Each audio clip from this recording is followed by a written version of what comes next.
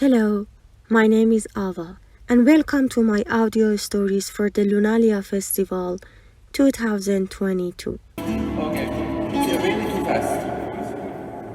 Your playing is too fast, yeah. And we need some, I need my voice here. Thank you for this opportunity in advance and for your time. First, could you tell us about yourself, your musical activity, your cultural background, and how you shaped the Constantinople ensemble, please? It's a very large Yes. question. Yeah. Somehow my musical activities are shaping also my personal life. So I am a musician, a sitar player, and also I compose. I studied composition at the conservatory. I started playing sitar when I was 11 years old, back in Iran. I grew up in Tehran till age of 14, and then at 14 we moved with my parents to Canada, and it was quite a challenge for me at that age as a teenager to move to a different country with a completely new culture and new society. But sitar was for me kind of an anchor, my tool to stay connected with my roots. I continued playing sitar, and I was so passionate about this instrument and the Persian music. At the same time, I wanted to be a composer. People of my generation, we were very much fascinated by Persian composers like Hossein Alizadeh, or mainly Hossein Alizadeh at that time for me, to see that we can play an instrument and also compose, to create things. That always stayed in my mind, and I wanted to be a composer. So once in Canada I continued by myself playing sitar very seriously, and at the same time I was studying composition. And at one point I was, I think, 19 or 20 years old. I was at the conservatory, and I discovered some early music. I discovered some manuscripts from 14th century, 13th century. And that was also a kind of revelation for me. Until then I was dealing with Persian music, which is more an oral tradition. For me to find music that was written like 700 years ago, and they were written and were still able to see what they were playing, it was kind of a fascinating thing. So I started also to study early musical sources, mainly European, medieval European music, Renaissance music. I decided to form an ensemble. I had a friend who was a lute player, so we started playing. We formed this musical ensemble, where there were a sitar, a lute, percussion, viola da gamba, and we were searching for a name, and we said, we play music from Iran, we play music from Renaissance French, Renaissance Italian, and some friend suggested, you are like Constantinople, like this place in the middle of all those traditions. Said, yeah, you're right, yeah. So we named it Constantinople as, and l'ensemble now exists for 20 some years now. This somehow responded to musical and artistic need that I had inside myself and my imagination, to create a kind of a space, physical and inner, and space where music, traditions, aesthetics can meet and can create something new. That was something that I was experiencing, playing sitar, studying composition, and studying early musical sources. So many different approaches, but at the same time trying to find some common elements or some line that can pass through all this music. So I really formed Constantinople to answer these kind of questions to myself, to find those ways that I wanted to pass through. We did, I think, 50-something different projects since that time. Before getting to creative process, there is a research process always for each project. These are all projects which I plan 1, 2, something 3 years in advance. First research period, and then when I choose the musician with who I want to work, I usually do few meetings, musical meetings, personal meetings, just to talk, to eat together, pass some time together, to know each other. And I always go to another musician by having studied his music before. So I don't go in front of a musician just, without knowing nothing about his music or her music. So I like to be prepared, and because I think, it gives better results. We can immediately go deeper in the conversation. So musical encounters are really the basis, fundamentals of what I do with Constantinople. When we create this kind of place that we do meet together with other musicians, I believe that we need to go really deep into the conversations to give something interesting, to create something that can be proud of, or just simply being also enjoying it. So that's why I really insist in the research before into creative part. Going in a different direction. Thank you. About your concert in the Footsteps of Rumi. Yes.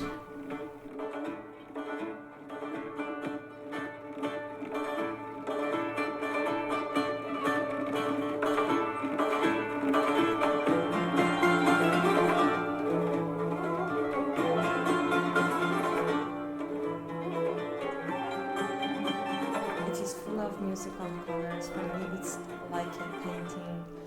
As an Iranian, I know Rumi, but I know that you have had a special connection with his poems since your childhood, like a boundary since your childhood. I am wondering how you choose Arabic poems, the content of the poems. I will start maybe from the end of your question. Yes, I go yes. Actually, in this project, when I wanted to create a concert, an event, you can call it differently, performance, or about Maulana Rumi, for me, this is also a kind of clin d'oeil, putting a light on a historical period too. We know some elements from Rumi's life, the way that he moved with his parents, his father, and he had to immigrate from one city to another one because of the war at the time also. But we know that also he spent a few years in Syria, in Aleppo and Damascus. When I look at that time, historical context of that time, for sure Rumi was saying poems, reciting his poems and improvising his poems in Farsi, most of them. But if you look well at many of his texts, even Divan Shams, there are many poems in Arabic that he wrote himself, because he was also, Arabic language at that time was very common language. In that time, what is fascinating for me, this is very sane and beautiful relation between these two languages, Farsi and Arabic. And these not only languages, cultures. And today I have the impression that we forgot so many of those beautiful relationships between these two cultures for different reasons. But for me it was important to put the light a little bit in that side of things too. The fact that Rumi, well, Turkish people say that he is Turkish. Some Arabs say that even because he wrote some poems in Arabic, he doesn't belong to one city or to one nation. It's much larger than this. And I think all his poetry is about this. And when I discovered actually his poems in Arabic, I was reading those poems. I don't speak fluently Arabic, but I understand some words.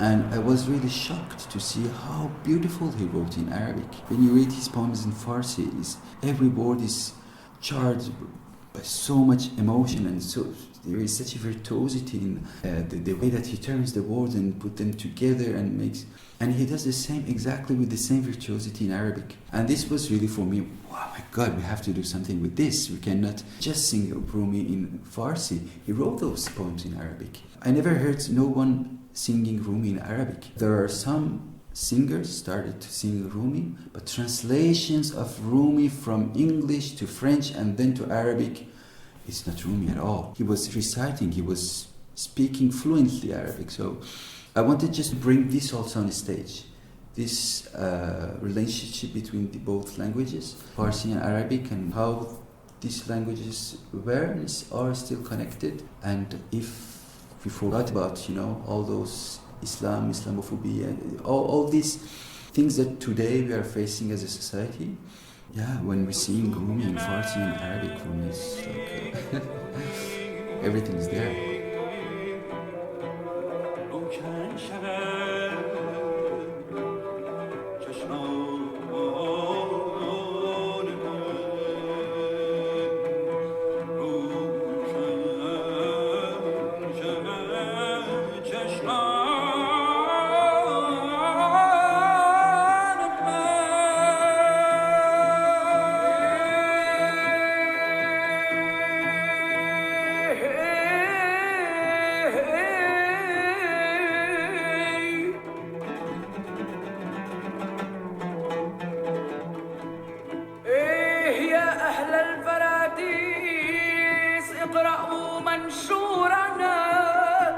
وادهشوا من خمرنا واستسمعوا ناقورنا.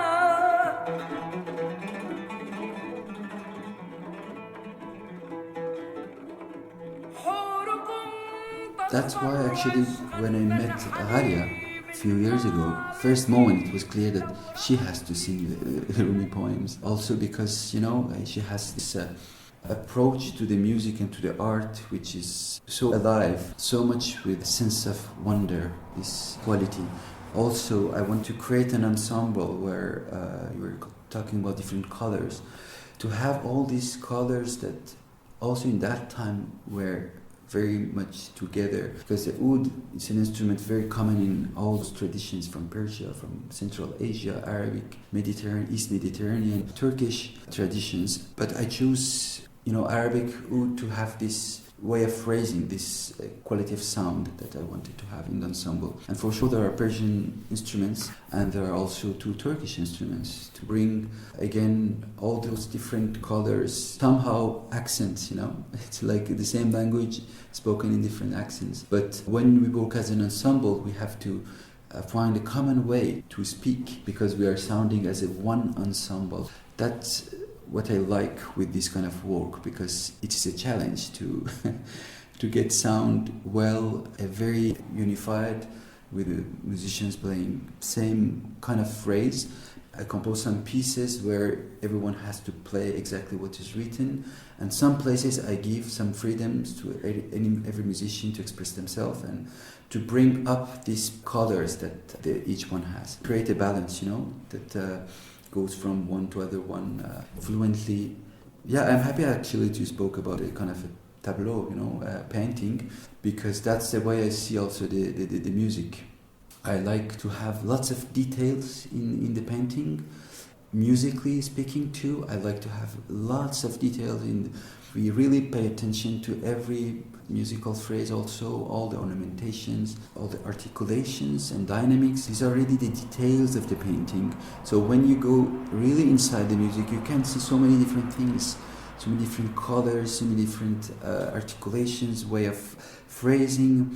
But then as soon as you get farther and you look at the painting from the far, you look at the concert from the far, you have to hear one unit work. This is also what I'm searching in the music I do, to have at the same time all those quality of details, but also to have this view from the far and to have this global whole group, or this sonic impression of the whole ensemble.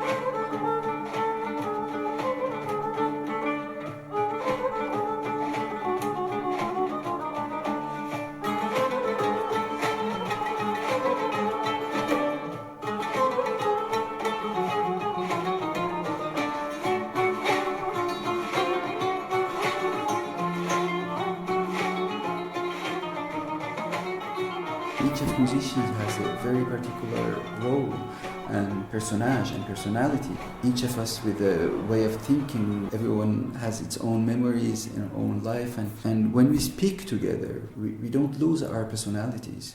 But we have to find a way to communicate well together, and to, especially if we want to create something, we have to put every of us something of ourselves on the table.